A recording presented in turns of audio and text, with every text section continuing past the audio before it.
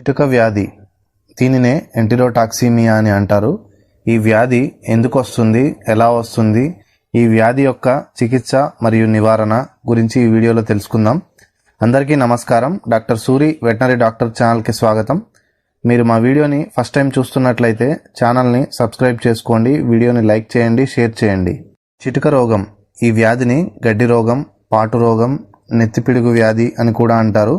తొలకరి వర్షాల సమయంలో ఎక్కువగా సోకుతుంది.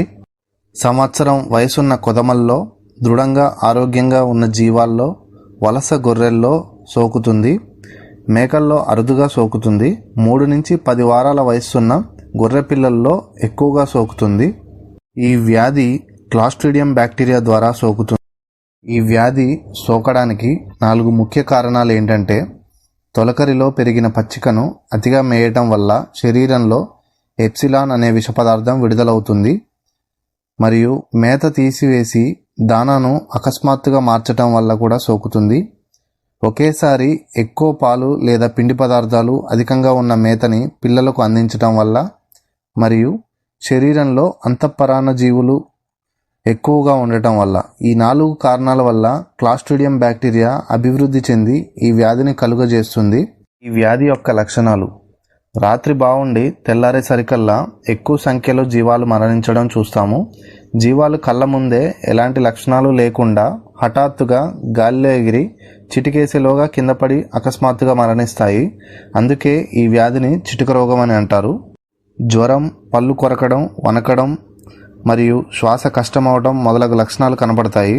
వ్యాధి తీవ్ర దశలో విరోచనాలు, కడుపు నొప్పి, మేత సరిగ్గా మేయకపోవడం చూస్తాము. పోస్టుమార్టం చేసి చూస్తే మూత్రపిండాలు మెత్తబడి గుజ్జుగా మారి త్వరగా కుళ్ళిపోతాయి. పొట్టలో మేత నిండుగా ఉండటం గమనిస్తాం. ఈ వ్యాధి లక్షణాలు బహిర్గతం కాకుండానే అకస్మాత్తుగా జీవాలు చనిపోయే ప్రమాదం ఉన్నందున సాధారణంగా చికిత్స చేసే వ్యవధి ఉండదు. వ్యాధి దీర్ఘకాలికంగా సోకిన సందర్భాల్లో మాత్రం విరోచనాలు తగ్గడానికి నెబ్లాన్ యాంటీబయాటిక్స్ నోటి ద్వారా ఇస్తాము. ఈ వ్యాధికి నివారణ ఒక్కటే మార్గం కాబట్టి ప్రతి సంవత్సరము మే మాసంలో చిటుక రోగ నివారణ టీకాలు వేయించాలి.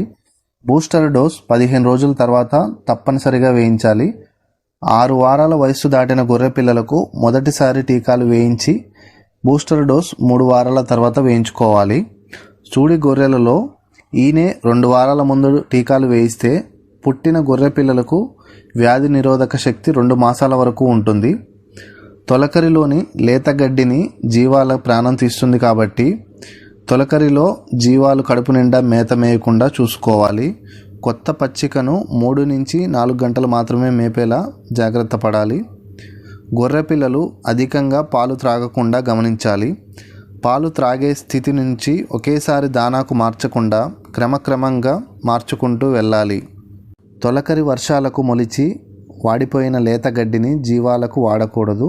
మీ అభిప్రాయాలను, సందేహాలను కమెంట్స్ రూపంలో తెలియజేయండి. వాటికి సమాధానాలు కూడా తదుపరి వీడియో ద్వారా అందజేయడానికి ప్రయత్నం చేస్తాను. ఇలాంటి మరిన్ని వివరాల కోసం మా ఛానల్ని తప్పక సబ్స్క్రైబ్ చేసుకోండి. Thank you.